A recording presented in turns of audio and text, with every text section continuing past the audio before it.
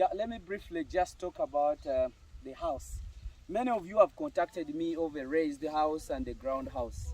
There is not any big difference between the two, but for the raised house, there is advantages and disadvantages. The advantages that we have for the raised house is when your team is not really very good in keeping good hygiene, it's safe more than the ground house. But you have to do a repair consistent. There is no any big difference that we can consider that we have to raise the house, what.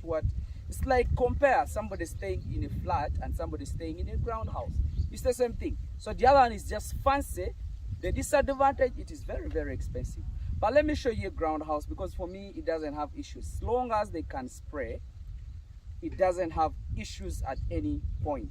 So I want you to come in and then you show them how the portions or the places of a good structure. So this is the entry.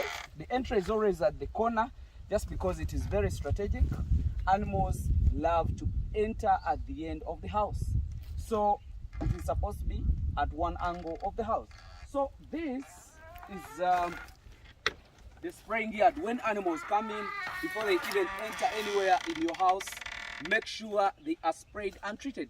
And this is the restraining system or the crush. You can come in. I want you to master these portions. I want you to master these portions. So this is the yard. This is the exercising yard.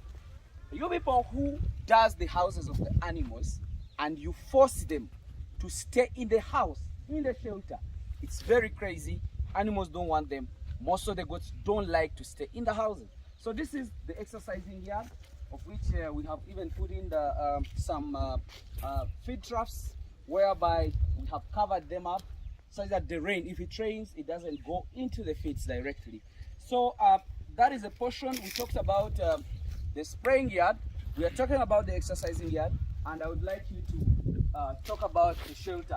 You remember what I told you about the psychology of animals. It's very easy to confine animals in the corner to enter. So these animals in this design, they can easily be handled by one person. But the moment you put the entry in the middle, you have to have many people to help you enter the animals. But this is very simple. It is at the corner of the house.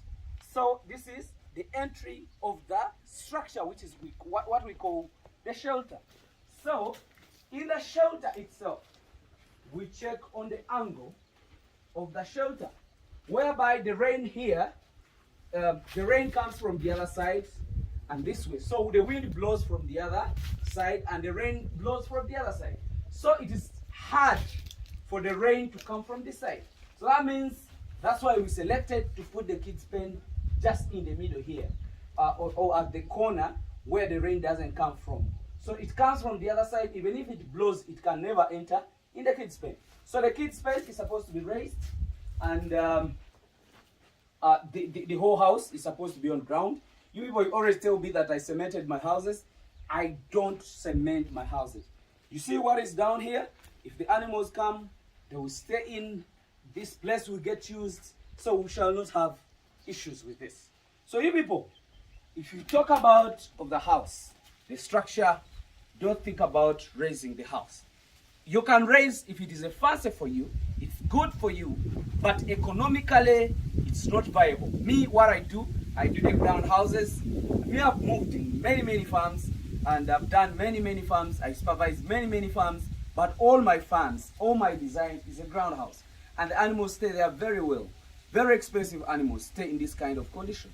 So you people, if you're talking about housing, think about this. This house, it is 15 feet by I think 40 feet. And then the yard is all about, I think 50 by 50 by 50. So, no, it is the length is about 70 by 50 and then by 70. So that is the yard, and that is the dimensions of the house. So we are going to accommodate up to 300 goats in this section. Simple the way you see it. It's very simple, it's very aerated and everything. So you people stop putting the structures of the houses. You look even the sides. Animals are not highly affected by the wind. Wind doesn't affect them. They just don't want the rain. and it's very hard for the rain to come in here. And when it rains, they all run in here. Then after some little time, they will get out of here, then go back to their section outside. So outside section is the best. Don't enclose the houses. Thank you very much. Let me just wish you the best. Bye.